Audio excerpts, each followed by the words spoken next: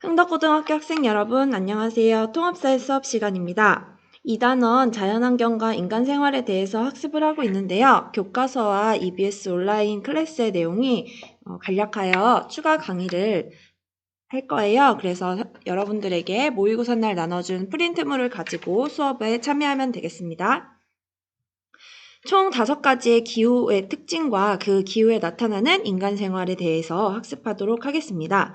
우리가 사회시간에 기후에 대해서 배우는 이유는 이 기후 자체를 궁금해하기보다는 기후가 인간생활의 차이를 결정짓는 커다란 요인이기 때문에 기후에 대해서 학습하는 것이에요. 그래서 기후에 대해서 학습하다 보면 전 세계 사람들의 생활 방식과 또 뒤에서 다룰 문화권의 차이에 대해서도 이해를 할 수 있게 됩니다. 이 부분은 과학과도 조금 연관되는 부분이 있어요. 우리 1단원에서 통합적 시각에 대해서 배웠었죠. 통합적 시각의 중요성과 또 통합적 시각을 활용하는 것도 했을 거예요. 그래서 이번 단원에서도 한번 여러분들의 통합적 시각을 발휘해서 수업에 참여하면 되겠습니다. 자, 가장 먼저 살펴볼 기후는 열대기후인데요. 열대기후를 볼 때 먼저 보면 좋은 사진이 있어요. 바로 이 사진입니다. 여러분 중학교 때 봤을 텐데 태양 입사각과 지구가 받는 태양 에너지의 양이에요. 1번과 2번과 3번 있을 때 1, 2, 3에 들어가는 태양 에너지의 양은 동일합니다. 그런데 그것을 받아들이는 지구의 모양이 다르죠. 1번 같은 경우는 태양 에너지를 수직으로 받아들이고 3번 같은 경우는 태양 에너지를 작은 각도로 받아들이게 돼요. 그렇다 보니까 에너지가 분산되게 되겠죠. 이쪽에서는. 그래서 1번에서는 같은 태양 에너지의 양을 받아도 태양 에너지의 양이 사람의 입장에서는 여기에 살아가는 사람의 입장에서는 태양 에너지의 양이 크게 느껴지고 3번에 사는 사람에게는 태양 에너지의 양이 적게 느껴지는 것이죠. 이것이 기후에서는 뜨거운 기후와 추운 기후로 나타나게 되는 것입니다. 이 사진에서도 나와 있죠. 같은 태양 에너지의 양이 지구에 닿는 면적에 따라서 어떻게 분산이 되는지 나타나 있습니다. 자, 다시 앞으로 돌아가서 열대기후인데요. 열대기후는 총 3가지 기후가 있습니다. 첫 번째는 열대우림기후, 그리고 두 번째는 열대고산기후, 세 번째는 열대사바나기후입니다. 열대기후에 대해서 우리가 흔히들 생각하는 기후가 열대우림기후인데요. 이것부터 한번 살펴보도록 하겠습니다. 열대우림기후와 뒤에서 배울 열대사바나, 열대고산기후 이런 기후들의 특징은 열대라는 특징인데요. 열대기후는 어떨 때 열대기후라고 부르느냐 기준이 있습니다. 그것은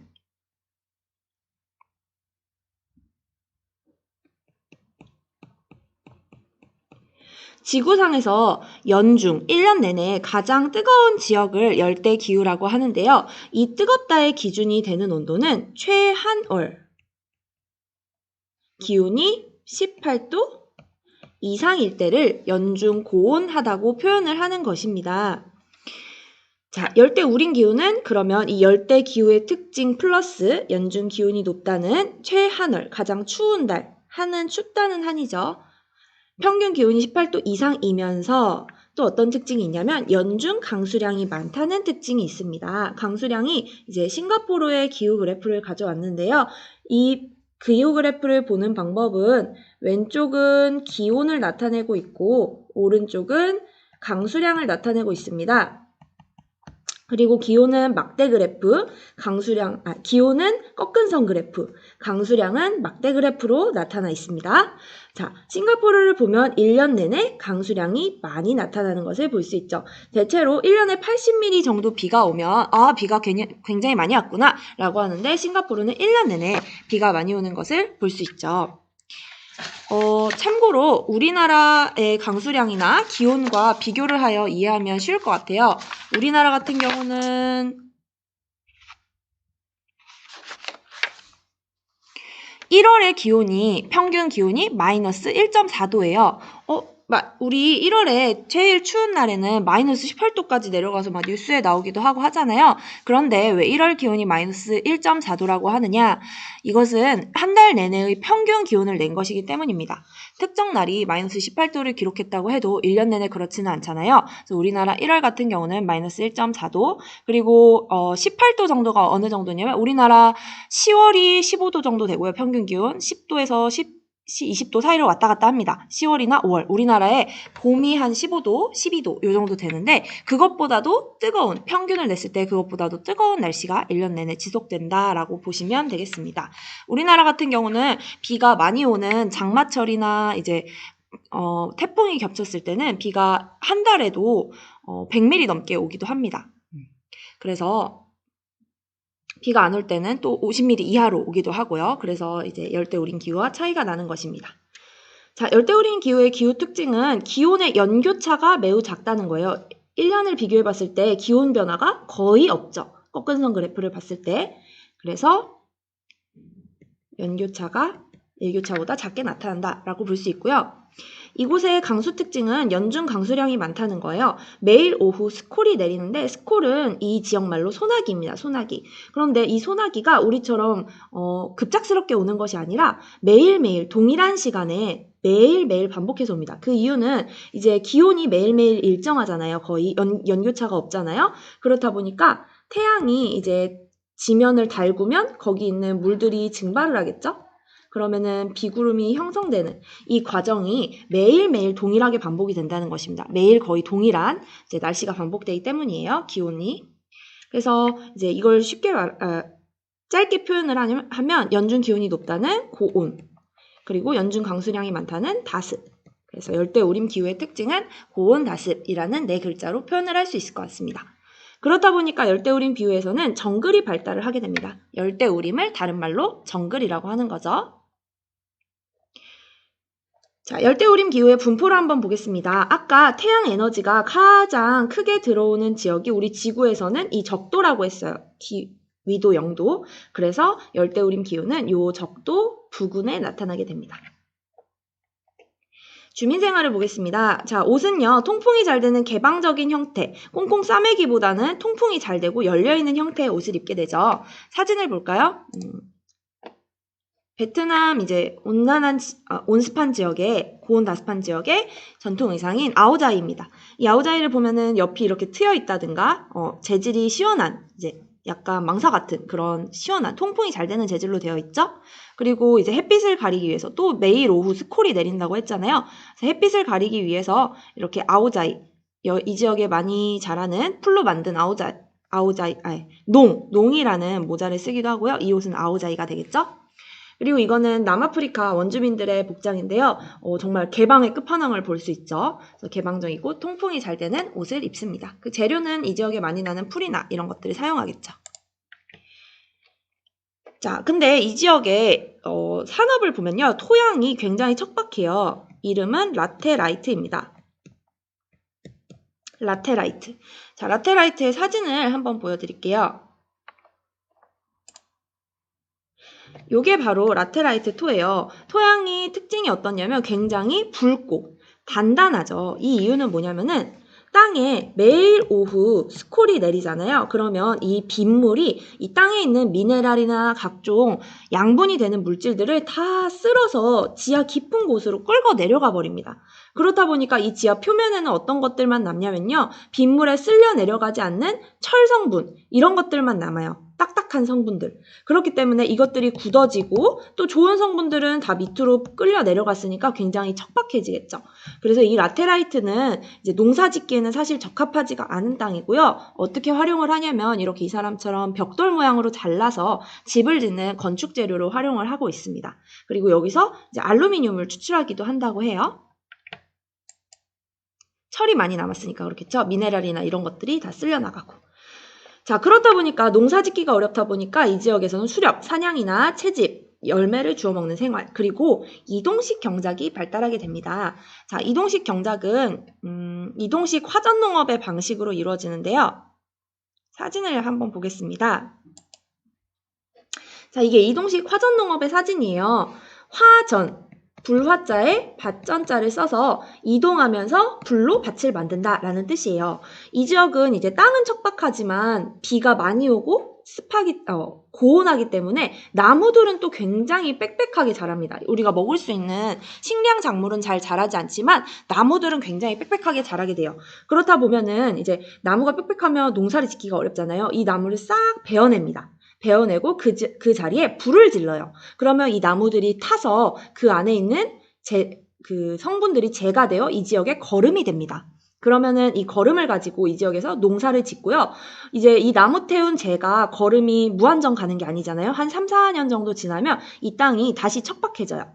나무 태운 재가 이제 다 소모가 되면서 그러면 또다시 다른 지역으로 옮겨가서 나무를 태우고 또 불을 질러서 나무를 태우고 그 지역에 밭농사를 짓고 또 그 지역이 황폐화되면 다시 다른 지역으로 이동해서 불을 지르고 나무를 키우고 하는 방식입니다. 근데 이 방식이 우리가 생각할 때는 나무를 태운다니 너무 나쁜 거 아니야? 라고 생각을 할 수 있겠지만 그리고 산불이 나면 어떡해? 우리나라에서도 산불이 크게 나면은 계속 연일 뉴스에 나오고 굉장히 큰일이잖아요. 근데 이 지역에서는 불을 내도 걱정할 필요가 없는 게 매일 오후 스콜이 내려요. 그렇기 때문에 크게 불이 번지지 않습니다. 그래서 적당한 수준에서 타고 멈추기 때문에 괜찮고요. 일단 산불은. 그리고 이 지역에서는 또 고온다습하니까 나무가 무지하게 빨리 자라요. 우리나라에 비해서. 우리나라는 숲이 한번 타버리면 자라는데 최소 100년이 걸린다고 해요. 근데 이 지역에서는 이제 한 3군데나 4군데, 5군데를 정해놓고 이렇게 돌다 보면 그 사이클 동안 나무가 다 회복이 됩니다. 그래서 이런 이 열대우림 지역에서의 이동식 화전농업은 굉장히 전통적이고 친환경적인 방법이라고 할 수가 있어요. 그래서 이런 방식으로 밭을 만들어서 살아가는데 잘 자라는 작물은 우리 같은 이제 밭작물이 아니라 이 지역에서 잘 자라는 식물인 카사바나 얌 이런 것들을 키웁니다. 타로라고도 하죠. 이게 바로 카사바의 사진인데요. 공차 좋아하시나요, 여러분? GLCT에도 공차가 있어서 자주 선생님도 가는데 그 공차에 가면 타로 버블티라는 게 있어요. 그 타로, 보랏빛 나는 타로가 이런 카사바랑 비슷하게 생겼고요. 걔는 이제 자색 고구마처럼 색깔이 보랏빛을 띠고요. 그 타로를 갈아 넣기도 하고 그리고 이 타피오카를 이 사람들이 원주민들이 수확한 모습이고요. 타피오카를 가루를 내서 동글동글하게 뭉치면 바로 이 타피오카 펄이 됩니다. 쫀득쫀득해지겠죠? 그래서 우리는 이거를 간식으로 먹지만 그 사람들은 이렇게 부쳐가지고 부침개처럼 먹는다던가 이 사람들의 주식 작물이 카사바나 타로 그리고 비슷한 걸로 얌 이런 게 있습니다. 그래서 카사바, 타로, 얌 이런 것들을 키워 먹습니다. 자, 그리고 이 지역에서는 플랜테이션이라는 걸 하기도 하는데요. 이 플랜테이션은 이제 역사적인 것과도 관련이 있어요. 이 지역에 원주민들이 살다가 식민 지배를 많이 받았죠. 동남아 지역이나 아니면 남아메리카 지역이나 아프리카 지역이나 이런 지역에 이제 식민 지배를 받다 보니까 식민 지배를 하던 유럽 사람들이 보기에는 이 지역의 기후가 너무 좋은 거예요. 그리고 자기네 나라에서는 잘 구할 수 없는 천연고무나 카카오, 차 이런 것들이 자라기에 굉장히 적합한 기후였던 겁니다. 그래서 이 사람들한테 돈을 주고 땅을 사서 땅을 크게 삽니다. 아주 대규모로 땅을 사서 이제 그 땅을 딱 이제 밭으로 만들고 원주민들을 고용해서 천연고무, 카카오, 차 이런 것들을 생산합니다. 이런 것들은 이 기후지역에서는 잘 자라는 작물이니까요. 근데 이런 작물들의 특징은 먹고 살 수가 없는 작물이에요. 카카오만 먹고 살아갈 수가 없죠. 우리가 주식 작물이 아니라는 뜻입니다. 그래서 이런 작물들은 특징이 상품, 팔기 위한 작물이라는 거예요. 그리고 팔기 위한 거다 보니까 대규모로 재배를 하게 됩니다.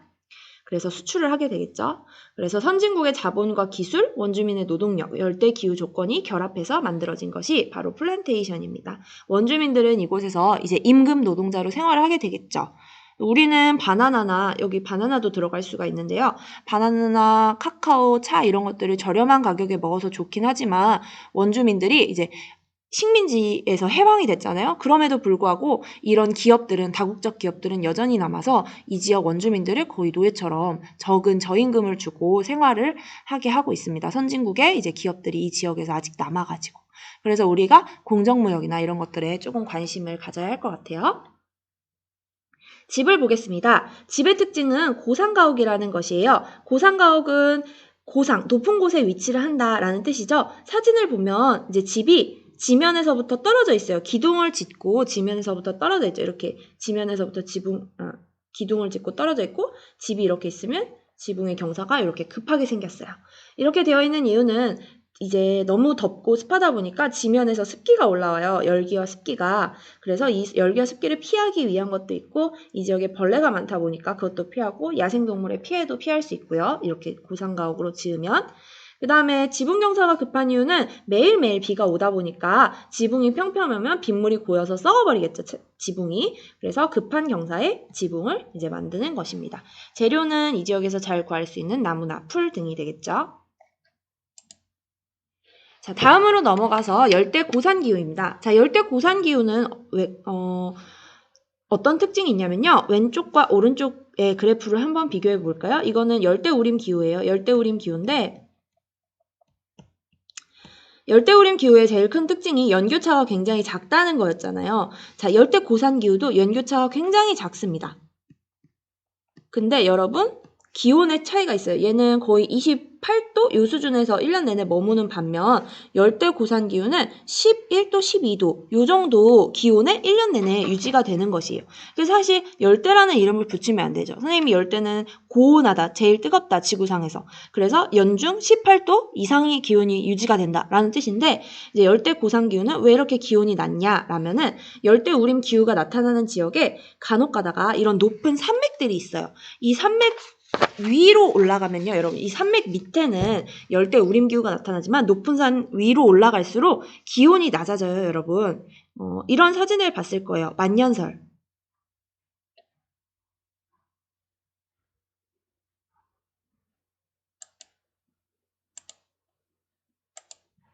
자, 여기 보면 이런 것들이 만년설이죠, 만년설. 높은 산 꼭대기로 올라갈수록 눈이 쌓여있는 광경을 봤을 거예요.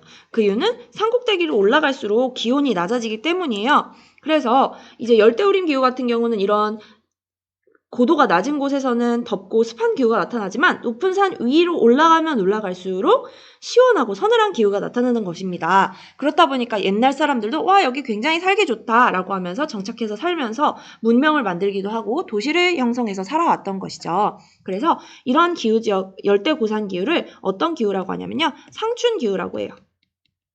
우리나라 봄이 이제 월 평균 기온이 15도 정도 된다고 했잖아요. 우리나라 봄 같은 날씨가 1년 내내 유지가 되는 것이죠. 그렇다 보니까 옛날부터 고산도시가 발달을 했고요. 이것도 마찬가지로 열대우림 기후와 마찬가지로 연교차가 일교차보다 작습니다.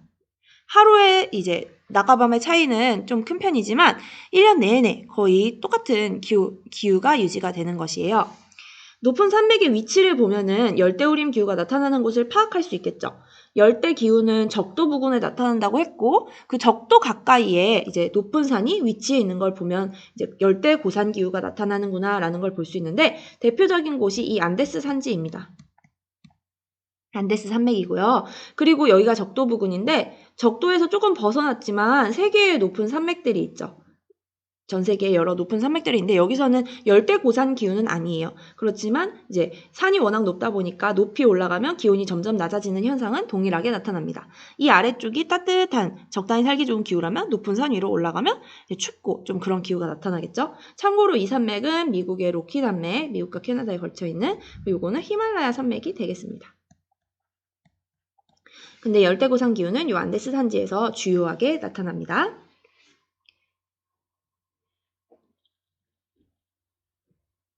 자, 그리고 여기 안데스 산지는 표시가 돼 있고 중앙아메리카는 이 지역을 말하는 거예요. 멕시코의 지역. 그리고 동아프리카, 여기 아프리카의 고원 지역. 이 지역에서도 이제 열대 고산 기후가 나타납니다. 산맥들이 이제 국지적으로 높게 분포해 있거든요. 이 지역들이 열대 고산 기후가 나타나는 지역입니다. 이건 그냥 참고할 높은 산맥들. 자, 그 다음은 열대 사바나 기후입니다. 자, 열대 사바나 기후는요, 이 기후 그래프를 보면 열대 사바나 기후의 특징을 알 수 있는데, 기온 그래프는 마찬가지로 18도 이상이에요, 연중. 굉장히 고온하죠. 그런데 강수량의 특징이 있어요. 대체로 우기지만 짧은 건기가 있다는 것입니다. 강수량이 50mm, 80mm 정도 되면 비가 많이 왔구나라고 한다고 했는데, 그것이 안 되는 달이 남아있죠. 그렇다 보니까 열대우림처럼 울창한 밀림이 나타나는 것이 아니라 군데군데 이렇게 키 작은 나무들과 긴 풀이 분포하는 모습입니다. 그래서 이런 지역에서는 동물들이 살아가기 굉장히 좋아요. 라이언킹 이런 것들이 이 기후 지역을 배경으로 하고 있는 거죠. 사진을 한번 볼까요? 자, 요런 것들이 열대 사바나 기후입니다. 이거 라이온킹 실사판입니다. 귀엽죠? 사자, 그리고 기린 요런 것들이 살아가고요. 그리고 열대 사바나 기후는 또 어디에 분포를 해 있냐면 여러분 앞에 분포 지도를 보면은 열대 우림 기후가 있으면 그 주변을 둘러싸고 열대 사바나 기후가 나타납니다. 그 이유는 뭐냐면은 열대 우림과 여기가 건조 사막 기후인데요. 이 사막 기후의 사이에 있는 것이에요. 열대 사바나 기후는요. 이 지구 그림을 보면은 이제 지구가 그냥 똑바로 서 있는 게 아니라 23.5도 기울어져 있죠. 그렇다 보니까 태양이 이렇게 있으면 지구가 공전을 할 때 지구가 이쪽에 있을 때도 있고 이쪽에 있을 때도 있겠죠. 이쪽에 있을 때는 요 북반구, 지구를 반으로 잘랐을 때 이 북반구에 태양빛이 많이 들어가게 되고요. 이쪽에 있을 때는 이 남반구 쪽에 태양빛이 강렬하게 들어가게 됩니다. 그렇다 보니까 기온이 최고로 높게 나타나는 곳이 이쪽이 6, 7, 8월이 되겠고 이쪽이 12, 1, 2월이 될 텐데 6, 7, 8월에는 북반구가 더 태양빛을 많이 받고 12월이나 1월, 2월에는 남반구가 태양 에너지를 더 많이 받게 됩니다. 그렇다 보니까 적도도 가장 이제 태양빛이 뜨겁게 들어가는 적도, 실제적인 적도 부근도 이동을 하게 됩니다. 6, 7, 8월에는 북반구로 가장 뜨거운 지역이 이동을 하고 12월, 1, 2월에는 이제 남반구로 가장 뜨거운 지역이 이동을 하게 되는데요. 그렇다 보니까 요 열대우림 기후가 가장 뜨거운 기후가 나타나는 곳이 위아래로 조금 이동을 하게 됩니다. 계절에 따라서. 이제 12, 1, 2월에는 북쪽으로 이동을 하고 7, 8월에는 북쪽으로 이동을 하고 12, 1, 2월에는 남쪽으로 이동을 하게 되겠죠. 그렇다 보니까 요 사막이랑 열대우림도 같이 이렇게 따라가서 이동을 해요. 요 사바나 기후는 열대우림 기후적인 특징이 이렇게 계속 나타나다가 사막 기후가 이렇게 남반구로 이렇게 내려오게 되면 그때 잠깐 건기가 나타나게 되는 거예요. 주로 그러면 이쪽에 있는 사바나 기후는 12월, 1, 2월 사막 이제 그 가장 뜨거운 곳이 남반구로 이동하는 12월, 1월, 2월에는 요 사막기후가 같이 따라 내려오면서 건조해지겠죠. 짧은 건기가 나타나는 거예요.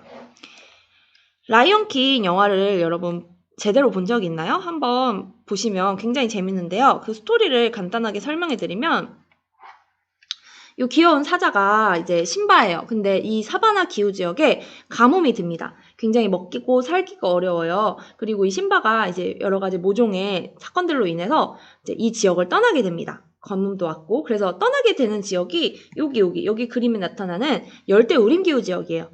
아까 지도에서 보면 열대 사바나, 열대 우림 기후는 근접해서 붙어 있죠. 열대 우림과 열대 사바나는 바로 이제 옆에 인접해 있는데 열대 우림 기후로 도망을 가서 요 멧돼지 친구 녀석을 만나게 됩니다. 티몬이죠, 티몬. 이 티몬은 열대우림 기후에 살아가는 멧돼지죠. 멧돼지가 우리 저기에 살진 않죠, 사바나 기후에. 그래서 이 열대우림 기후에 사는 멧돼지야. 그리고 얘는 아마 사바나에서 왔나 봐요. 미어캣, 푼바. 티몬을 만나게 되죠. 그래서 얘네와 친구가 되었다가 다시 사바나로 돌아가는데 이제 요 신바가 사바나로 돌아감과 동시에 비가 내려서 동물들이 와 신바 우리의 진정한 왕이 왔다 라고 하면서 막 기뻐합니다. 사실은 이제 사바나의 건기가 끝나서 비가 오는 건데 동물들은 그런 거 알 턱이 없겠죠. 그래서 이제 얘가 이제 정글의 사바나의 왕이 되는 그런 이제 스토리가 라이언 킹이에요. 한번 봐보세요. 굉장히 재밌습니다. 자, 사바나 기후의 특징은 이제 기온으로 보면은 연교차가 굉장히 작고 연중 18도 이상이 나타나는 열대기후의 특징이지만 짧은 건기가 있다는 점에서 열대우림 기후와 차이가 있습니다. 이 지역도 마찬가지로 식민 지배를 받는 기간 동안 플랜테이션이 발달하게 되는데요. 작물이 조금 달라요. 커피나 모카, 사탕수수. 이제 비교를 해봤을 때 아까 얘기했던 천연고무나 바나나, 카카오 이런 것보다는 조금 약간 건조한 느낌이 드는 작물들이지 않나요? 자, 요것들은 사바나 기후에 적합한 작물이기 때문에 이 지역에서 플랜테이션이 이루어졌습니다. 참고로 플랜테이션은 이제 플랜트가 심다라는 뜻이잖아요. 그래서 이제 유럽인들이 여기 와가지고 우리가 심었다라고 해서 아마 플랜테이션이라고 이름을 지은 것 같아요. 자, 그 다음으로 우리가 살아가는 온대기후 지역입니다. 자, 온대기후는 기후 특징이 이제 중위도에 위치를 한다는 것이죠. 가장 중간에 위치를 하다 보니까 기온이 살기가 좋아요. 온화합니다. 열대우림 기후는 너무 뜨겁고 저 위로 올라가는 한대기후는 너무 춥고 한데 온대기후는 적당히 살기 좋은 이제 날씨가 나타나죠. 그렇다 보니까 옛날부터 사람들이 몰려 살았고 이제 산업이 발달하게 됩니다. 전 세계에서 제일 영향력 있는 세 개의 도시가 어디냐면요. 첫 번째가 뉴욕이고 두 번째가 런던이고 세 번째가 도쿄예요. 요거는 뒤에서 나중에 2학기 때 또 다룰 내용인데요. 요 뉴욕이나 런던, 도쿄가 다 온대기후 때, 중위도 때 위치를 하고 있습니다. 사람들이 얼마나 옛날부터 많이 모여 살았는지 알 수가 있겠죠? 자, 온대기후는 어느 정도가 되면은 따뜻하다라고 이야기를 하냐, 뜨거운 게 아니라 따뜻하다라고 하느냐라고 보았더니 최하늘, 가장 추운 달이 18도보다는 낮아요. 18도가 넘어가면 이제 열대우림기후가 되겠죠? 근데 그렇다고 마이너스 3도 밑으로 떨어지지도 않습니다. 그래서 최하늘, 가장 추운 달의 기온이 마이너스 3도에서 18도 사이라는 것입니다. 선생님이 아까 우리나라 제일 추운 달인 1월의 기온이 마이너스 1.5도 정도가 된다고 했죠. 그래서 우리나라도 온대기후에 아슬아슬하게 걸쳐 있는 겁니다. 북한 쪽으로 가면 온대기후보다는 냉대기후적인 특성이 나타나요. 자, 그리고 이 지역의 특징이 뭐냐면 또 계절이 있다는 거예요. 자, 계절 변화가 왜 나타나는 것이냐. 선생님이 아까 그림을 그려줬었죠. 이렇게 태양이 있으면은 이 지구가 23.5도 기울어져서 태양 주위를 이렇게 공전을 하기 때문에 요때는 이제 북반구가 뜨거운 이제 태양 에너지를 많이 받기 때문에 여름이 되는 것이고, 이쪽 12월, 1월이 되면은 남반구가 여름이 되는 것이죠. 그래서 남반구와 북반구는 계절이 반대로 나타나는 것이에요. 자, 그 다음에 편서풍의 영향을 받는 지역입니다. 편서풍은 이제 서쪽에서부터 불어오는 바람인데요. 여러분, 이제 바람의 이름을 붙일 때 우리가 동풍이니 서풍이니 남풍이니 북풍이니 라고 하잖아요. 그때 서풍은 서쪽에서 동으로 바람이 분다는 뜻입니다. 바람은 그 바람이 불어온 쪽에 이름을 따서 이름을 짓거든요. 헷갈리시면 안 돼요. 그래서 편서풍은 서쪽에서부터 동쪽으로 불어오는 바람입니다. 그래서 1년 내내 이 바람의 영향을 받습니다. 자, 분포를 보면은 열대우림 기후는 요 적도 부근에 나타나는데, 이제 온대 기후는 중위도, 여기가 위도 23.5도거든요. 23.5, 남해 기선, 북해 기선은 23.5도예요. 태양빛이 여기까지 수직으로 비추는 공간이거든요. 요 안에서 태양이 수직으로 비추는 곳이 왔다 갔다 하는 거예요. 지구가 이렇게 기울어져서 공전하기 때문이라고 했죠. 그래서 요 부근, 중위도 때에 나타나게 됩니다. 자, 그런데요, 이제 온대기후도 세 가지가 나타나요. 온대 계절풍, 온대 대륙동안이라고도 하고요.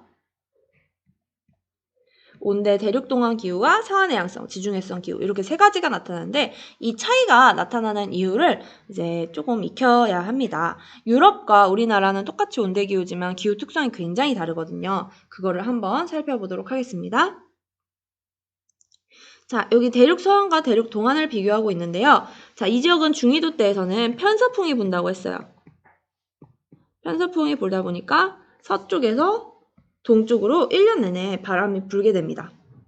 자, 그런데요, 이때 육지와 바다의 차이를 이해를 해야 됩니다. 그래서 이 비열을 한번 보겠습니다. 자, 비커에 여러분 이거 초등학교 때 배운 거예요. 비커에 모래와 물을 같은 양을 넣어놓고 이제 알콜 램프로 가열을 하잖아요. 그러면 같은 시간을 가열했을 때 더 빨리 뜨거워지는 쪽은 어느 쪽일까요? 바로 모래입니다. 모래. 모래는 같은 시간 동안 가열했을 때 여기까지 이제 온도계가 가 있다면 물은 아직 덜 데워진 수준이겠죠. 그래서 우리가 여름에 모래판에 서 있으면 더 뜨겁게 느껴지는 겁니다. 반면 바다는 들어가면 시원하죠. 그 이유는 이제 물은 모래보다 천천히 달궈지기 때문입니다. 달궈지는데 더 많은 에너지가 필요해요, 모래보다. 이걸 비열이 크다라고 하는 것이죠. 자, 반면 식을 때도 보면요, 이제 알콜 램프를 치우고 이제 식혔을 때 모래는 굉장히 빨리 식어요. 그래서 온도계가 여기까지 가 있다 하면은 물은 아직 천천히 식어서 온도계가 여기에 와 있는 거죠.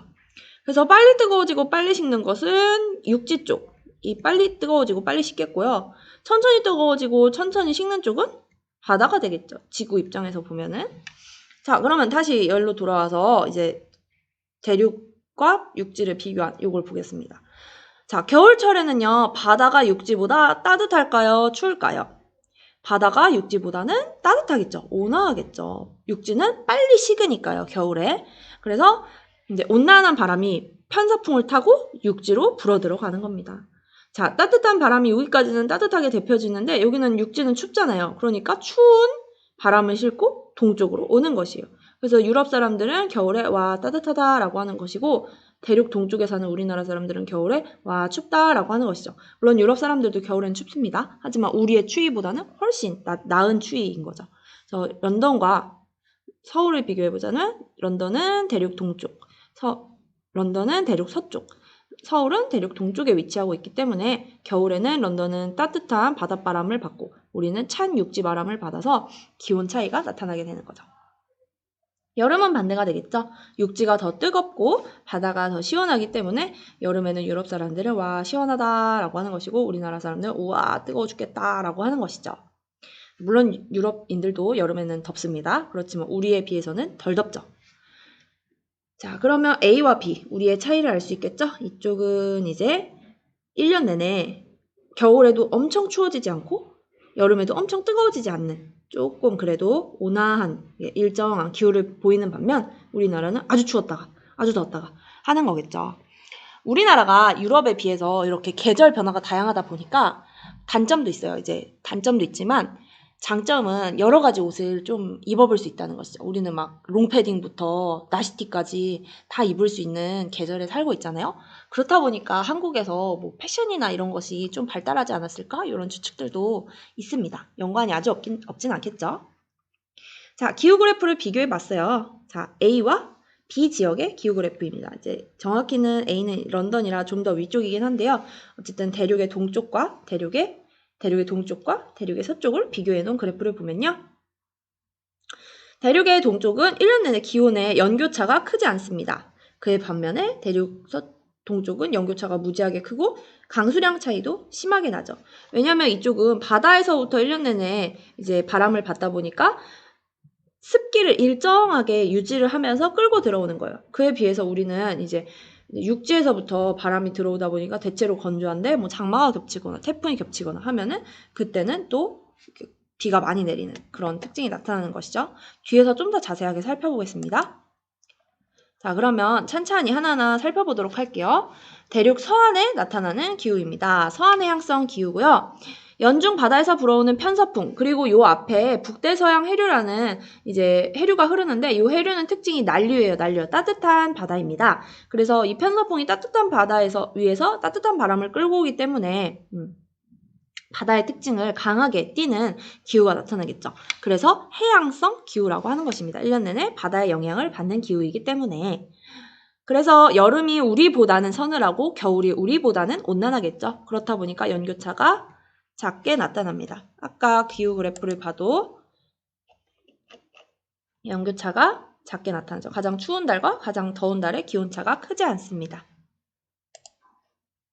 자, 그래서 그렇다 보니까 1년 내내 여러분 오히려 맑은 날이 없어요. 꾸준하게 부슬부슬 이렇게 비가 내리다 보니까 1년 내내 맑은 날이 거의 없어요. 영국을 생각하면 영국은 우중충한 그런 느낌이 들잖아요. 영국 날씨를 생각해 봤을 때.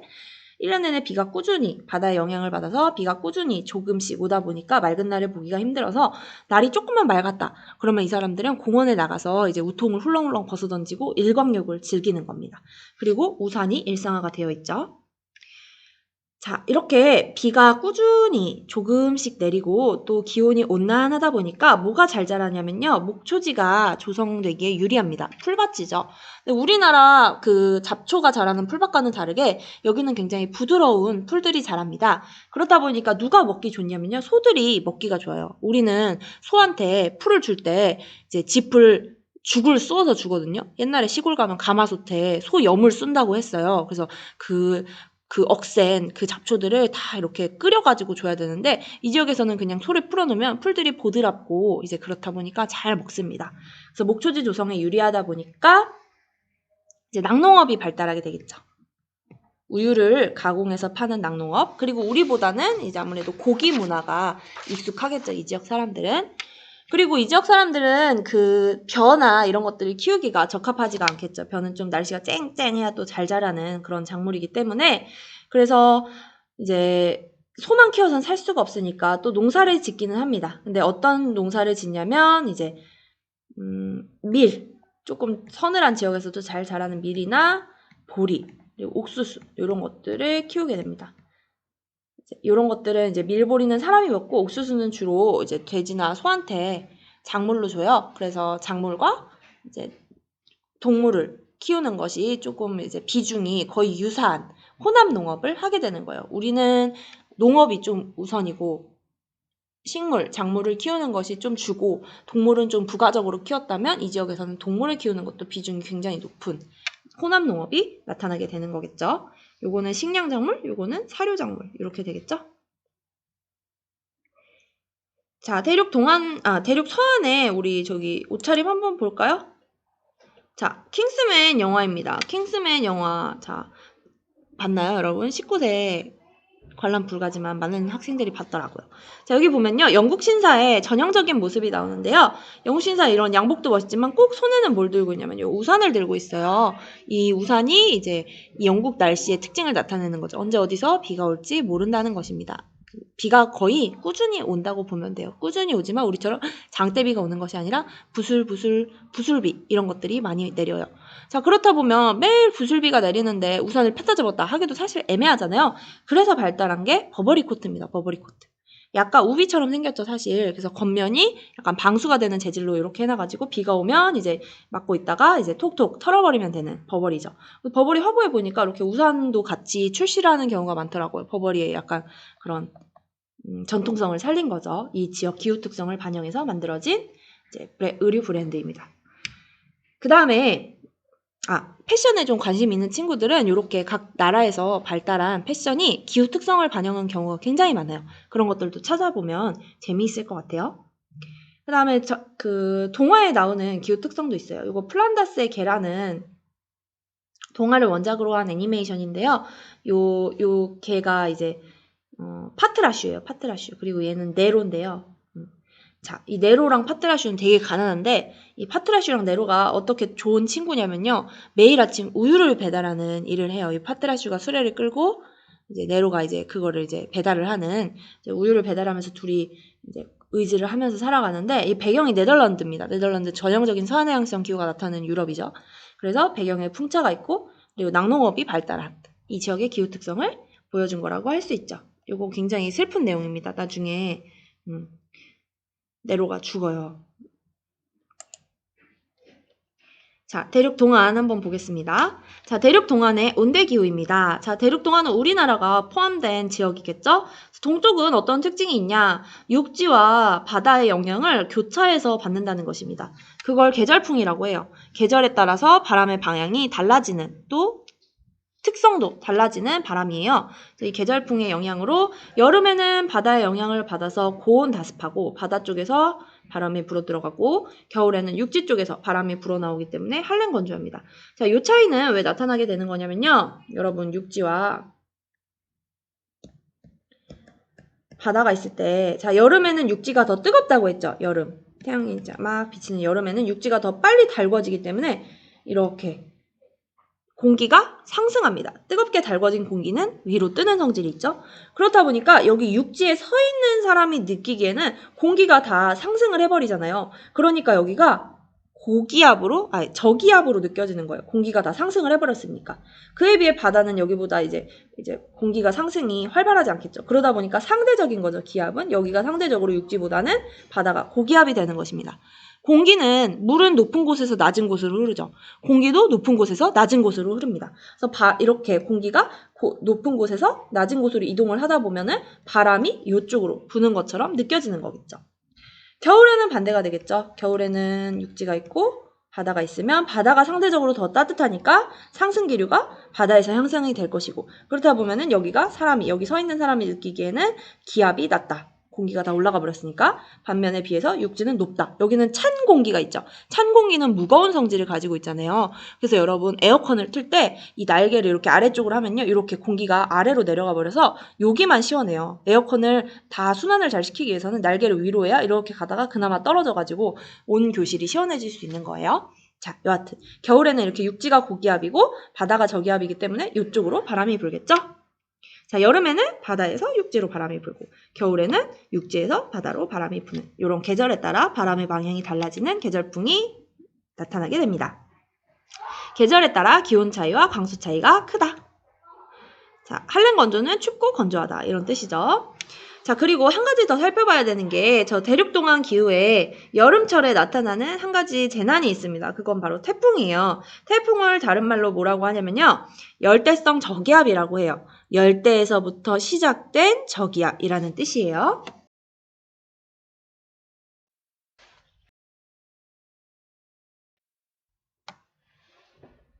자, 태풍입니다.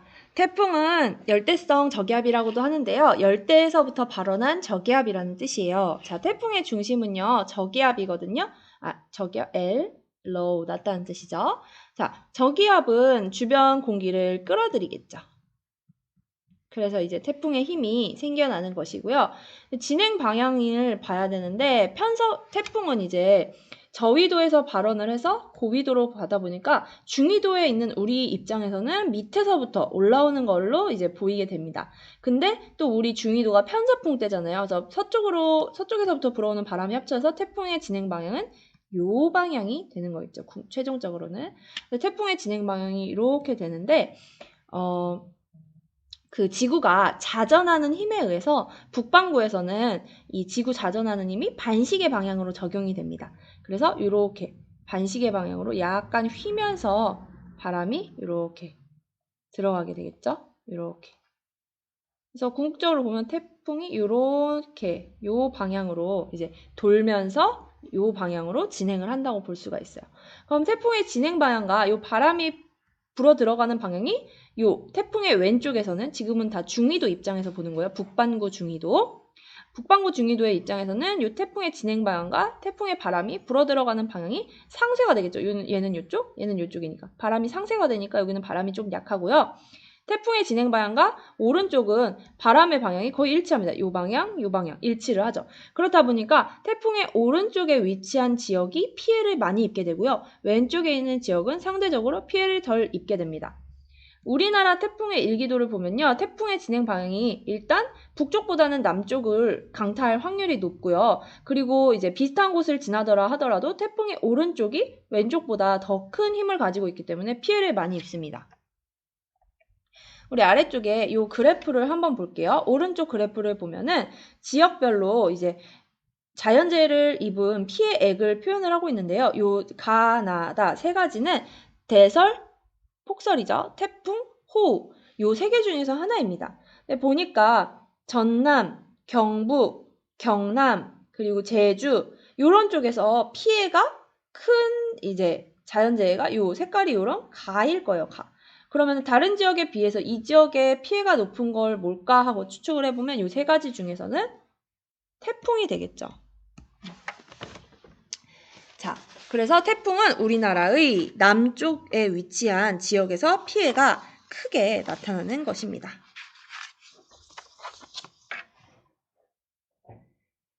자, 내친 김에 한번 왼쪽 것도 같이 보도록 하겠습니다. 자, 그러면 우리나라 월별 자연재해 피해인데요. 겨울 12월, 1월, 2월, 그리고 3월까지도 피해가 큰 요 자연재해는 대설이 되겠죠. 그리고 태풍과 호우는 여름철에 주로 영향을 미치는데 아까 가를 통해서 이제 태풍이라고 봤고요. 요 A에서는 여러분 태풍은 이제 우리나라 늦 여름부터 초가을까지 걸쳐서 나타나는 자연재해입니다. 왜냐면 여름철에 적도 부근에서 가장 이제 뜨거워진 지역에서 열대성 저기압이 발원을 해서 우리나라 오기까지 조금 시간이 걸리기 때문이에요. 그래서 이제 늦 여름에서 가을까지 초가을까지 발생하는 요게 태풍.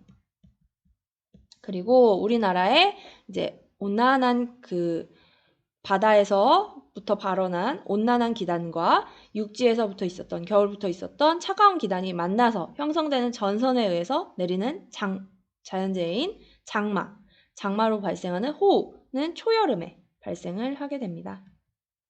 이거는 장마에서 비롯을 하는 거겠죠. 이 장마라는 것도 전선에서부터 비롯을 하는데요. 찬 공기와 따뜻한 공기가 만나는 지점을 전선이라고 합니다. 여름이 가까워지면 질수록 육지에 있던 찬 공기를 몰아내고 바다에서부터 따뜻한 공기가 밀고 올라오겠죠. 그럼 만나서 형성되는 전선이 이 힘이 균형하면 이제 지나가지 않고 우리나라에 계속해서 머무르게 되는데 그게 바로 장마인 것입니다. 이것도 한번 살펴보세요. 온대기후에 우리나라에 나타나는 자연재해 특징이 되겠죠?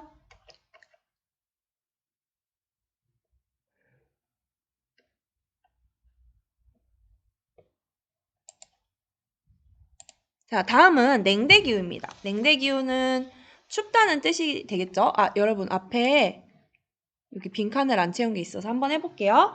자, 우리나라를 비롯한 대륙 동안은요, 여름 계절풍의 영향으로 강수량이 풍부하겠죠, 여름철에. 그렇다 보니까 뭘 짓기 좋냐면요, 벼농사를 짓기 좋아요. 벼는 이제 여름에 한참 자랄 때 논에 물이 있어야 잘 자랄 수 있잖아요. 그 다음에 집중호우나 풍, 바람과 수, 비에 의한 해를 입기도 합니다. 이런 거에 대비를 잘 해야겠죠? 자, 냉대기후로 넘어가겠습니다. 냉대기후는 기후 특성을 보면요. 우리나라보다 여름은 짧고요. 겨울은 추워요. 그렇다 보니까 추운 기후, 서늘한 기후가 나타나겠죠.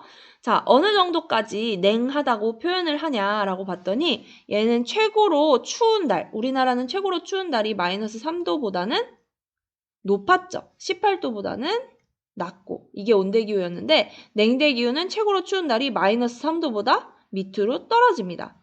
그에 비해서 냉대기후와 또 한대기후는 차이가 있어요. 한대기후는 아주 추운 기후인데 한대기후에 비해서는 여름이 있단 말이에요. 그거는 최단월, 최고로 뜨거운 달은 10도 이상이라는 겁니다. 그러면은 최고로 추운 달은 마이너스 3도 밑으로 떨어져야 되고 따뜻한 달은 10도 이상으로 올라가야 되니까 특징이 연교차가 크게 나타나겠죠. 그래서 냉대기후의 기후 그래프를 보면은 제일 추운 달이 마이너스 3도보다 밑에 위치해 있고 제일 따뜻한 달이 10도보다 위에 위치를 해서 연교차가 굉장히 크게 나타나죠. 이런 기후를 냉대기후라고 표현을 하는 겁니다.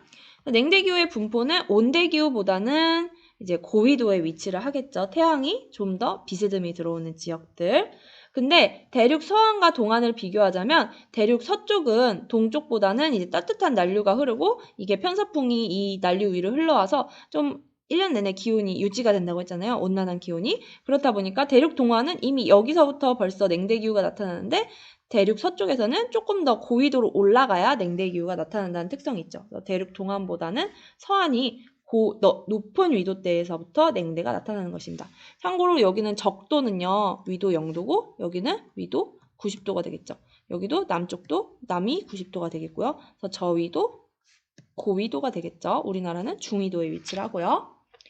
자, 냉대기후의 주민 생활을 보면요. 이제 추운 기후에서 좀 서늘한 기후에서 잘 자라는 작물을 키워야 하다 보니까 냉량성 작물인 밀과 옥수수 등을 키웁니다. 냉량, 서늘한 기후에서 잘 자란다라는 뜻이고요.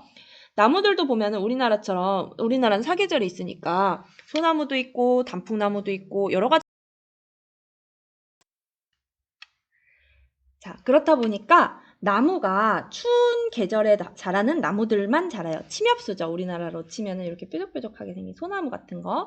자, 좋은 점이 뭐냐? 요 나무만 이렇게 자라다 보니까 나무를 베어서 자원으로 활용하기가 좋아요. 우리나라는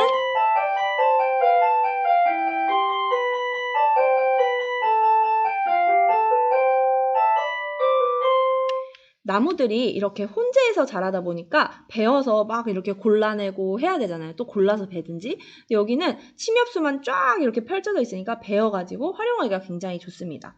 그리고 이 침엽수의 특징이 이제 좀 연질의 나무라고 해요. 연한 나무. 그래서 재지, 종이를 만들거나 펄프, 휴지를 만들거나 하는 이제 그런 거에 활용하기가 굉장히 좋다고 해요. 이런 숲을 이 지역에서는 타이가라고 하는데요. 검은 숲이라는 뜻이래요. 그 소나무나 이런 것들을 멀리서 보면 색깔이 이게 좀 어둡잖아요. 그래서 흑색의 이제 검은 숲이라는 뜻의 타이가라고 부른다고 합니다. 나무를 활용하는 나무 림자를 써서 나무를 활용하는 이제 산업이 발달하게 되고요. 또 이 냉대기후는 특징이 과거에 우리 지구가 빙하기였을 때 이 지역은 빙하로 덮여있던 지역이에요. 지금은 빙하가 없지만 이제 후빙기이기 때문에 빙하가 없지만 과거에 빙하가 덮여 있었던 지역이기 때문에 과거 빙하가 만들어 놓은 아름다운 지형들이 있어요. 그래서 피오르, 폭포, 빙하호 등을 관광 자원으로 이용합니다. 자, 사진을 한번 볼게요. 자, 이 사진 여러분 어디서 많이 본 것 같지 않나요? 선생님이 이제 노트북을 켜면 제일 먼저 이제 비밀번호를 입력해야 되는데 그 비밀번호를 입력하는 창입니다. 윈도우 창이죠. 요게 바로 여러분 피오르입니다. 피오르가 무엇이냐면 이제 빙하가 파놓은 요런 U자의 깊은 골짜기 U자국에 이제 바닷물이 들어오면 형성되는 게 요 피오르 해안이에요. 바닷물이 여기까지 밀고 들어와서 이제 멋진 경관을 만들어내는 것이죠. 이제 빙하는 여러분 물에 비해서 무겁잖아요. 무겁고 이제 덩어리가 있기 때문에 빙하가 이렇게 여기 이렇게 쌓여 있을 때는 아래를 이렇게 압박하게 됩니다. 그러면 아래가 이렇게 점점점 눌려가지고 U자의 골짜기를 만들어 놓게 되는 것이죠. 이 U자국에 바닷물이 차면 피오르 해안이 되는 거예요. 아름답죠? 그리고 바닷가가 아니라 이제 그냥 육지 한가운데면 빙하가 파놓은 이런 골짜기에 물이 고이면 아름다운 빙하호가 되겠고요. 빙하 녹음물이니까 물이 얼마나 맑겠어요. 그러니까 당연히 아름답겠죠. 그 다음에 U자국이 깎아놓은 골짜기, U자국이 이렇게 양옆으로 깎이다 보면은 뾰족한 봉우리가 남게 돼요. 이걸 호른이라고 합니다. 우리 영화를 보면 이제 파라마운트사 이제 앞에 영화 초입에 나오는 경우가 많은데 이 파라마운트사가 상징으로 쓰는 게 스위스의 마테오른입니다. 이 U자국이 이제 파내리고 남은 골짜기가 뾰족한 봉우리로 남아서 호른을 형성하는 거고요. 이 마테오른에서 이제 마테오른에 코로나 때문에 사람들이 힘들어하니까 여기다가 이제 영사기로 빛을 쏴서 이제 희망의 메시지를 전달하는 이벤트를 작년에 했다고 하기도 해요. 그 다음에 U자국은 이렇게 골짜기가 깊다 보니까 폭포도 이렇게 아름답게 발달을 하게 되죠. 폭포 이런 걸 보러 가기도 하고 여기를 유람선을 쫙 타고 가면서 폭포도 구경을 하고 아름다운 자연도 보는 것이에요. 여기는 강이 아니라 바다입니다. 바닷물이 이렇게 여기까지 깊은 골짜기로 들어온 거예요. 그 다음에 이렇게 깊은 골짜기다 보니까 낙차가 크겠죠. 물이 떨어지는 힘이 좋다 보니까 수력 발전을 굉장히 많이 활용하고 있습니다. 자, 계곡의 낙차를 이용한 수력 발전이 이루어지겠고요. 집은 이제 추위를 막고 또 이 지역에 많은 통나무를 활용한 집을 형성하게 됩니다.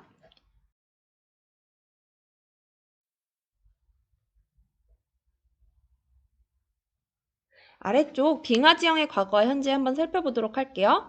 자, 보통 물이 파놓은 골짜기는요, 이렇게 V 모양을 형성하게 됩니다. 물은 이제 중력의 영향을 받아서 아래로 모이는 성질을 가지고 있기 때문에 V자 모양으로 골짜기를 파내려 가게 돼요. 그에 비해서 얼음은요, 이렇게 묵직하게 뭉쳐있죠. 그렇다 보니까 이렇게 덩어리를 형성하고 그 밑을 눌러서 이렇게 둥근 모양의 골짜기를 파게 돼요. 그래서 U자국을 형성하게 되고요. 그 U자국들이 파놓은 골짜기가 빙식곡, U자국이 되겠고요. 그리고 이제 그 U자국이 파내려나고 남은 뾰족한 봉우리를 혼이라고 부르는 거예요. 우리는 요 혼과 빙식곡, U자국 이런 것들을 본 것입니다. 사진으로. 권곡은 그냥 골짜기에 있는 U자국이라고 쉽게 생각을 하면 돼요. 자, 신생대 4기 빙하기 이후 후빙기, 지금은 후빙기죠. 빙하가 후퇴하고 빙하에 의해 침식되고 남은 골짜기에 바닷물이 차오르면 복잡한 해안선이 된다. 이런 해안선을 피오르라고 하는 것입니다. 지도에서 보면은 복잡한 모양이에요. U자국의 골짜기가 이렇게 골짜기가 이렇게 파져 있어서 해안선이 복잡한 모양으로 나타나요. 빙하에 의해 침식된 곳에 물이 고여 호수가 형성되면 빙하호가 되겠죠. 현재는 빙하가 덮여있지 않은 곳에도 많은 빙하 지형이 나타나고 있습니다. 우리가 아까 본 그것들이 다 빙하 지형이에요. 그렇다면 과거 빙하는 어디까지 성장했던 것일까요? 현재 빙하가 남아있는 지역은 어딜까요? 자, 과거 빙하 지형을 보면은 지금은 빙하로 덮여있지 않은 요 미국의 시카고, 시애틀 요 지역까지 다 빙하로 덮여 있었어요. 지금은 이쪽 그린란드 이쪽이나 높은 산지 위쪽에만 빙하가 남아있죠. 유럽에서도 보면은 아이슬란드와 요 노르웨이, 스웨덴, 핀란드 그리고 영국까지도 다 빙하로 덮여 있었던 지역이에요. 알프스 산맥도 마찬가지고요. 그래서 이 빙하가 지금은 사라졌지만 빙하가 파놓은 골짜기나 빙하호 이런 것들은 여전히 남아있는 것입니다. 자, 넘어가서 한대기후를 보겠습니다. 우리 지구상에서 가장 추운 지역이 되겠죠. 자, 기후 특성을 보면요. 아까 냉대기후랑 비교해서 냉대기후는 따뜻한 달이 10도가 넘어갔었어요. 한대기후는 따뜻한 달조차 10도 이하라는 겁니다. 한대기후와 냉대기후의 차이. 한대기후는 가장 추운 달도 10도가 안 된다. 냉대기후는 가장 따뜻한 달은 10도를 넘는다. 그리고 냉대기후와 온대기후의 차이도 봐야겠죠? 냉대기후는 가장 추운 달이 마이너스 3도보다 밑으로 떨어지는데 온대 기후는 마이너스 3도 밑으로 떨어지지 않는다. 그리고 온대 기후와 열대 기후의 차이도 봐야겠죠. 열대 기후는 가장 추운 날조차 18도가 넘는데 열대 기후는 가장 추운 날조차 18도가 넘는데 온대 기후는 18도가 안 된다. 그런 것들 한번 살펴봐야겠습니다. 자, 가장 따뜻한 달도 10도가 안 되다 보니까 이 지역에는 나무가 자라지 못해요. 그래서 없다, 수목이 자라지 않는 기후라고 부르는 것입니다. 무수목 기후가 두 가지가 있는데요. 한대가 있고요. 뒤에서 배울 건조가 있습니다. 이렇게 두 기후가 무수목 기후에 해당이 돼요. 자, 한대 기후는 특징이 강수량이 적어요. 그 이유는 뭐냐면은 고압대가 형성되기 때문이에요. 여러분, 추운 땅 위에는 공기가 차갑겠죠. 차가운 공기는 뜨는 성질이 없습니다. 가라앉는 성질만 있을 뿐이에요. 그렇다 보니까 공기가 뭉쳐있게 되고 여기 서 있는 사람의 입장에서는 공기가 많이 뭉쳐있는 고기압이 형성이 되겠죠. 공기가 뭉쳐있다 보니까 공기는 이렇게 위로 떠야지 구름이 만들어지면서 비를 내리게 되는데 공기가 위로 떠오르지 않는 거예요. 고기압이 형성된 거예요. 그래서 이 지역에서는 비가 내리지 않습니다. 잘 내리지 않아요. 이제 증발이 돼야 공기가 위로 떠서 수증기가 응결돼서 비가 내리는데 그게 없으니까 이제 강수량이 적게 나타나겠죠. 그걸 하강기류라고 표현을 한 거예요. 위에서 공기가 차갑게 식은 공기가 떨어지기만 하지 위로 올라가진 않는 거예요. 그래서 데펴져서 이렇게 올라가야 되는데 그런 게 없는 거죠. 이 지역은. 그에 비해서 열대기후에서는 매일매일 공기가 데펴져서 올라가서 스콜이 매일매일 내린다고 했었죠. 자, 한대기후는요, 여러분 또 두 개로 나눌 수가 있어요. 그 이유는 뭐냐면 사람이 살 수 있느냐, 없느냐의 차이가 있기 때문이에요. 그래서 우리가 무슨 기후가 이렇게 많아 라고 하지만 큰 차이가 있는 거예요. 한대기후 안에서도. 툰드라 기후는 가장 따뜻한 달의 기온이 0도에서 10도 사이가 되는 겁니다. 그러니까 몇 달, 1년 중에 한두 달은 0도보다도 높은 기온이 나타나는 달이 있는 거예요. 그렇다 보니까 0도가 우리가 얼음이 녹고 어는 지점이잖아요. 그렇다 보니까 얼음이 살짝 녹는 시기가 발생을 하는 겁니다. 그걸 짧은 여름이라고 표현하는 거예요. 여름이 우리나라처럼 아주 더운 그런 날씨가 아니라 0도를 넘어가는 걸 이 지역에서는 여름이라고 부르는 겁니다. 그에 비해서 빙설기후는 가장 따뜻한 달조차 0도 아래예요. 그러니까 눈이나 얼음이 절대로 녹지를 않겠죠. 그래서 빙설기후라고 부르는 거고요. 이제 분포를 보면은 빙설기후는 그린란드 내륙, 남극 대륙 이런 지역들, 까만색으로 진하게 표시된 지역들이 빙설기후고 그 주변에 이제 조금 그래도 위도가 낮은 지역에는 툰드라 기후가 나타나는 것입니다. 기후 그래프를 보면요. 맥모도가 바로 남극의 빙설기후인데요. 여기는 원래 보통 우리가 봤을 때 그래프는 많이 이런 모양으로 생겼었죠. 근데 맥모도는 왜 이렇게 생겼냐면요. 7, 8, 9월이 오히려 추워요. 남반구라는 뜻이겠죠. 우리랑 반대니까. 어찌됐든 자 0도보다 높은 달이 없어요. 제일 따뜻한 달조차 0도 아래니까 얘는 빙설기후구나 라고 보시면 되겠고 배로 같은 경우는 이제 가장 따뜻한 달을 봤더니 0도를 넘어가는 달들이 있어요. 짧은 여름이 있는 거죠. 그렇기 때문에 툰드라구나 라고 볼 수 있어요. 이걸 보면서 우리는 남반구인지 북반구인지도 유추를 할 수가 있어요.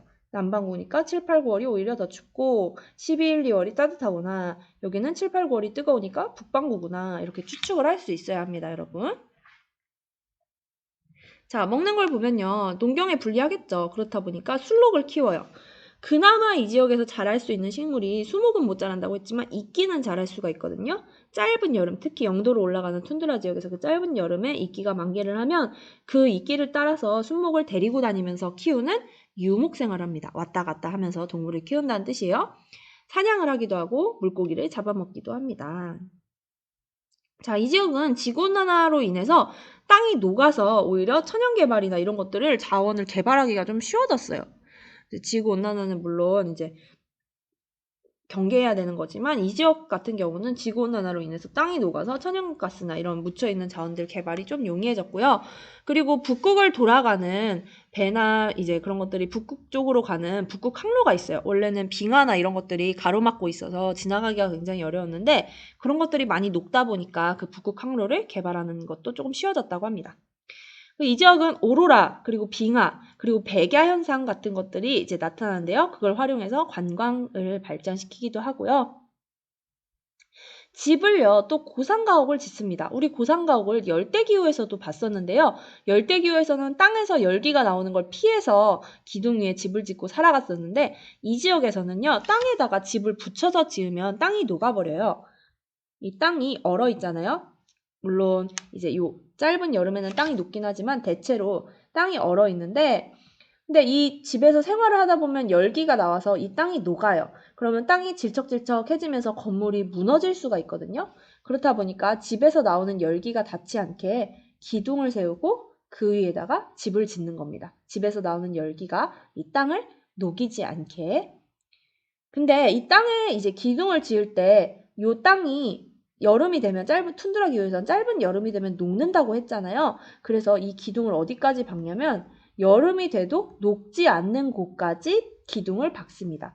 그것을 영구 동토층이라고 불러요. 영구적으로 얼어있는 곳이다. 여름이 짧다 보니까 땅이 여기 표면에서부터 녹아내려가기 시작하겠죠. 녹아내려가지만 이제 어느 정도 깊이까지는 녹지 않을 거예요. 그럼 여기는 이 밑은 1년 내내 얼어있는 곳이에요. 그래서 여기까지 기둥을 박아야 집이 좀 안전하게 버틸 수 있겠죠. 여기까지 지으면 여름이 되면 물렁물렁해지면 쓰러져 버리니까.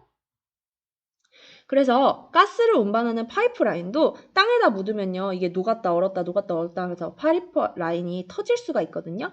그래서 기둥을 영구동토층까지 받고 그 위로 지나가게 이렇게 파이프라인을 건설을 합니다. 건물을 지을 때도 이렇게 기둥을 받거나 아니면 콘크리트나 자갈을 두껍게 깔아서 땅에 열기가 전달이 되지 않게 한다고 해요.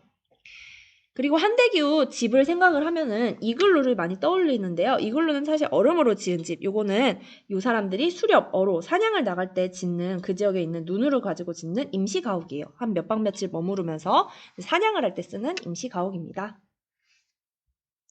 백야 현상이 나타나는 이유를 한번 생각을 해볼게요. 지구가 이렇게 기울어져서 공전을 하고 있다고 했죠. 그리고 매일매일 한 바퀴씩 스스로 도는 자전을 하고 있습니다. 자, 여름 같은 경우는 여기 서 있는 사람을 생각해 볼게요. 이제 이렇게 기울어져 있다 보니까 지구가 한 바퀴 돌아도 이 지역 사람은 계속해서 태양을 보게 됩니다. 이런 거를 백야라고 하고요. 반대로 남반구에 서 있는 사람을 생각해 볼게요. 하루 이 지구가 자전을 해도 태양을 볼 일이 없어요. 이렇게 이 상태로 도는 거니까. 그래서 얘는 극야. 하루 종일 깜깜한 극야가 나타나는 거예요. 이거는 6, 8월의 경우에 해당하고요. 12월에서 1, 2월에는 이제 북반구가 오히려 태양 에너지가 태양빛이 적게 들어가다 보니까 여기가 극야가 나타나고 남반구에서 백야가 나타나겠죠. 어린 왕자에 보면요, 여러분, 어린 왕자가 태양이 노을 지는 풍경을 좋아해서 이제 의자를 조금씩 뒤로 미루면서 계속해서 노을 지는 걸 봤다라는 이야기가 나와요. 어린 왕자가 사는 행성은 아주 작아서 조금만 의자를 뒤로 물리기만 해도 태양을 계속해서 볼 수가 있는 거였어요.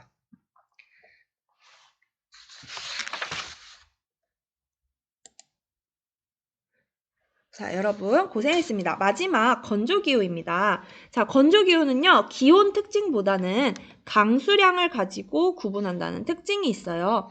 연 강수량이 500ml가 안 되면은 건조기후라고 불러요. 참고로 우리나라 연 강수량은 1년에 1600ml 정도 됩니다. 그리고 7월에 비가 많이 내린 달은요, 500ml까지 내리기도 해요. 장마나 이런 것들이 오래 가게 되면은.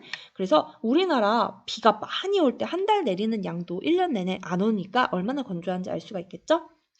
여기도 한대기후와 마찬가지로 무수목 기후고요. 수목이 자랄 수 없는 기후고 강수량보다는 증발량이 큽니다. 비가 내리는 양보다 이제 증발해버리는 양이 많기 때문에 당연히 건조하겠고요. 일교차가 커요. 아침과 저녁의 기온차가 굉장히 큰 거예요. 그 이유는 대기 중에 수분과 관련이 있는데요. 대기 중에 수분이 없으니까 태양빛이 내렸을 때 얘를 잡아둘 만한 매체가 없는 거예요. 대기 중에 수증기가 많으면 얘를 이제 낮 동안 태양빛이 비쳤을 때 수증기가 열을 잡아놨다가 밤이 되면 그 열을 방출을 하면 되는데 얘는 그 대기 중에 수증기가 없다 보니까 태양이 내려질 때는 엄청 뜨거워지고 밤이 되면 태양이 사라지면 확 식고 이런 현상이 나타나는 거죠. 그래서 사막에서는 반팔이나 반바지 이런 걸 입지 않아요. 오히려 몸을 감싸는 이제 그런 긴 옷을 입는다거나 아니면 양탄자, 카페트 이런 것들이 발달을 해요. 밤이 추우니까. 자, 건조기후도 둘로 나눌 수가 있는데요. 건조 스텝기후와 건조 사막기후예요. 건조 스텝기후는 건조하긴 한데 덜 건조한 기후를 스텝 기후라고 하고요. 진짜 건조한 기후를 사막 기후라고 해요. 여러분, 선생님이 여기 설명을 잘못 써놨는데 연평균 강수량이 0에서 250mm 이하면 이제 건조 사막 기후가 되는 거예요. 그래서 월 평균 강수량을 다 더했을 때 250mm가 안 되면 건조 사막 기후, 250mm는 넘지만 500mm가 안 되면 스텝 기후라고 보면 되는 겁니다. 워낙에 건조하다 보니까 건조 기후 그래프는 딱 보면 알 수가 있어요. 강수량 그래프가 거의 없죠. 근데 이제 한대 기후랑 차이점은 한대 기후도 비가 안 와서 건조하긴 하지만 기온이 압도적으로 밑에 내려가 있죠. 이런 것들이 차이가 되는 겁니다. 자, 분포를 보면요. 이렇게 전 세계의 사막들을 표시를 해놨는데요. 아열대 고압대라고 이제 고압대가 있습니다. 이제 극고압대. 우리 아까 이제 극지방에서는 공기가 너무 차갑기 때문에 이제 상승하지 않고 하강하기 때문에 고기압대가 형성이 된다고 했고요. 그리고 여기에 또 하나의 고압대가 위치를 해요. 우리 지구상에서 보면은 이걸 아열대 고압대라고 하는데 열대 옆에 있는 고압대다라고 해서 아열대 고압대라고 해요. 이 영도 부근이 열대기후가 나타나는 지역이었잖아요. 열대기후 옆쪽에 보면 고압대가 위치를 하거든요. 그래서 아열대 고압대라고 하고요. 이 아열대 고압대 때문에 여기는 증발이 일어나지 않겠죠? 고기압이니까 이제 그렇다 보니까 여기에 커다란 전 세계에서 제일 커다란 사막인 사하라 사막이 형성이 되고 그 옆에 이 아라비아 반도에도 이어져서 아라비아 사막이 발달을 하게 되는 겁니다. 그 다음에 차가운 바닷물이 흐르는 한류 지역에서도요, 사막이 형성이 되게 돼요. 여기에 이렇게 한류가 흐르거든요. 차가운 바닷물 위에서는 공기도 차갑게 식겠죠. 차갑게 식은 공기는 고기압을 형성한다고 했잖아요. 그러면 차갑게 식은 공기는 위로 떠오르지 못하니까 강수량이 없습니다. 그래서 그런 지역이 나미부 사막, 이 한류가 흐르는 옆에 있는 나미부 사막, 그리고 여기도 한류가 흘러요. 그래서 아타카마 사막, 이런 지역이 한류 옆에 있어서 사막이 된 지역입니다. 그 다음에 아주 바다로부터 멀리 떨어져 있어서 수분 공급 자체가 안 돼서 이제 사막이 된 지역이 있어요. 그게 바로 고비 사막. 이제 우리가 봄철 황사로 많은 고통을 겪는 것과 관련이 있는 지역인 고비 사막이 되겠죠. 워낙에 바다와 멀리 떨어져 있다 보니까 육지 한가운데 있다 보니까 사막이 된 것이에요. 자, 주민 생활을 한번 보겠습니다. 자, 긴 천으로 몸을 덮어요. 뜨거운 햇빛으로부터 몸을 보호하고 차가운 밤 공기에 대비하기 위한 거겠죠?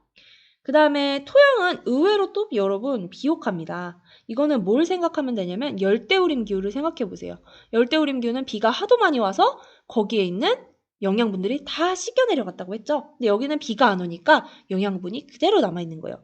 땅은 비옥한데 물이 없어서 농사를 못 짓다 보니까 오아시스 근처에 가면요. 농사가 굉장히 잘 됩니다. 그래서 오아시스 농업을 한다거나 이 지역에서는 대추야자나 이런 것들을 키우게 되겠죠. 대추야자는 이 지역에서 잘 자라는 식물이고요. 먹어보면 엄청 달아요. 그렇다 보니까 칼로리가 높아서 조금만 먹어도 열량이 많아서 그걸 유지를 할 수가 있는 거겠죠. 그 다음에 관계농업, 물을 끌어다가 농업을 짓기도 해요. 땅은 비옥한데 물이 없으니까 물을 끌어오기만 하면 농사가 굉장히 잘 되는 거예요. 그 다음에 이제 건조 스텝 지역에서는요, 유목을 합니다. 이 지역은 이제 강수량이 250mm에서 500mm 사이라고 했으니까 비가 내리긴 내리죠. 건조하긴 하지만. 그래서 짧은 풀들이 자라요. 그래서 이 짧은 풀들을 따라서 이제 동물을 돌아다니면서 키우는 유목 생활을 하게 됩니다. 한 지역에서만 키울 수 없는 게 건조하다 보니까 풀이 빨리 자라지 않겠죠. 그래서 한 지역의 풀을 다 먹고 다 먹으면 다른 지역으로 이동을 하고. 자, 주민 생활은 어떻게 나타나냐? 자, 유목민들은 이런 대표적으로 몽골 사람들인데요. 이런 게르라는 집을 지어요. 그래서 나무로 뼈대를 세우고 요거는 동물 가죽이에요. 이 사람들은 동물을 키워서 살다 보니까 동물 가죽으로 이렇게 덮고 이동을 하면서 살아야 되다 보니까 이동식 가옥을 짓게 되는 거예요. 유목 생활을 하기 때문이겠죠. 데리고 돌아다녀야 되니까. 자, 건조 사막 기후입니다. 여기는 건조 스텝이고요. 건조 사막 기후에서는 흙으로 집을 지어요. 왜냐면 딱히 나무나 이런 것들 다른 재료가 좀 부족하다 보니까 흙을 빚어서 이렇게 단단하게 구워서 집을 짓고요. 여기는 비가 많이 내리지 않다 보니까 비로 인해서 막 흙이 녹아내린다거나 이런 일이 잘 발생하지 않겠죠. 그리고 지붕이 평평합니다. 그 이유는 이제 열대우림 기후에서는 이제 비가 많이 내리니까 지붕이 경사가 급했는데 여긴 비가 내리지 않으니까 지붕을 평평하게 만들면 되겠죠. 그래서 이 위에서 또 생활을 할 수 있는 공간이 되기도 하니까. 그리고 창문은 작아요. 왜냐면 창문이 크면 태양빛이 들어와서 뜨겁잖아요. 그래서 창문을 작게 하고요. 벽은 두껍게 유지를 합니다. 왜냐면 벽이 얇으면 낮에는 태양열이 그대로 들어와서 뜨겁고 밤에는 식어서 차갑기 때문에 벽을 두껍게 하면 단열 효과가 있어서 태양빛이 잘 들어오지 않고 그 차가운 밤 공기가 잘 들어오지 않겠죠. 그 다음에 골목이 굉장히 좁아요. 그 이유는 그늘을 만들기 위해서예요. 뜨거우니까 골목을 좁게 하면 그늘을 만들어서 다니기가 좀 쉽겠죠. 이 지역의 사진을 한번 보겠습니다.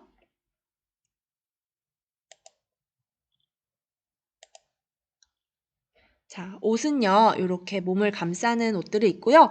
요런 터번을 많이 쓰는데요. 요거는 종교적인 상징이 되기도 했죠. 요런 것들이 히잡으로 발전을 해서 여성 같은 경우들은. 자, 이거를 이렇게 낮에는 모래바람을 막는 얼굴의 용도로 썼다가 밤에는 또 추우니까 보온용으로 쓰기도 하고 스카프를 굉장히 잘 활용을 합니다. 이 지역 사람들이. 집을 보면 흙벽돌로 짓고 창문은 거의 없다시피 작고 따닥따닥 붙어서 좁은 골목을 형성한 걸 알 수 있겠죠. 여기는 오아시스입니다. 오아시스 근처에 이렇게 대추야자들을 키우는 모습이에요. 그리고 오아시스가 없는 지역에서는 이렇게 물을 끌어다가 이렇게 우물을 파서 끌어다가 관계 농업을 짓습니다. 물이 없는 지역에서는. 그래서 하늘에서 보면요. 물이 이렇게 뻗어나갈 수 있는 범위에만 농작물이 이렇게 자라요. 그렇다 보니까 이런 모양들이 신기한 모양이 형성이 되는 거겠죠? 요거는 건조 스텝 기후 사람들의 삶의 모습이죠. 아까랑은 다르게, 여기랑은 다르게 짧은 풀들이 자란 걸 볼 수 있죠. 그래서 요 한 지역의 풀을 다 먹으면 다른 지역으로 이동을 하기 때문에 이런 이동식 가옥을 짓고 재료는 동물의 가죽이다. 이 지역에서는 이제 식물을 구하기가 어렵잖아요. 나무나 이런 것, 그 풀이나 이런 것들을 구하기 어려우니까. 아까 못 봤던 한대기후 사람들의 생활 양식을 볼게요. 이 멘트가 보일지 모르는데 이 한대기후 사람 최후의 툰드라라는 다큐멘터리인데요. 툰드라에 사는 사람을 인터뷰한 건데 이끼는 이제 다양한 용도로 활용이 된다라고 이야기를 하는 거예요. 그래서 이거는 이끼로 설거지를 하는 모습이에요. 이끼로 설거지를 하기도 하고 휴지 대용으로 이끼를 쓰기도 한다고 해요. 이끼를 굉장히 잘 활용을 하고요. 툰드라에 살아가는 어린이들의 모습이고 여기 뒤에 술록을 키우면서 살아가는 걸 볼 수 있죠. 이 사람들도 술록 유목을 하잖아요. 술록이 한 지역에 이끼를 다 먹으면 다른 지역으로 데리고 가야 되기 때문에 이 사람들도 이 몽골 사람들과 비슷한 모양의 집을 짓고 살아가요. 그리고 재료도 동물 가죽인 것도 동일합니다. 이런 동물 가죽으로 만든 옷을 입고 살고요. 그 다음에 이게 고산가옥의 모습이에요. 집을 보면 밑에 기둥이 이렇게 박혀있는 걸 볼 수 있죠. 그리고 임시 가옥인 사냥을 나가서 이글루를 짓는 모습입니다. 자, 좀 강의가 길었는데요. 우리 5개의 기후들을 다 살펴봤어요. 여러분 이 내용을 알고 있으면 나중에 여러분들이 다른 나라에 여행을 간다거나 어떤 지역에 대해서 탐구할 때 굉장히 이제 도움이 되는 기초 지식들이 될 거예요. 그래서 한번 꼼꼼하게 이제 학습지를 채우면서 보도록 하고 그 학습지는 등교할 때 선생님들한테 검사를 받도록 하겠습니다. 자, 오늘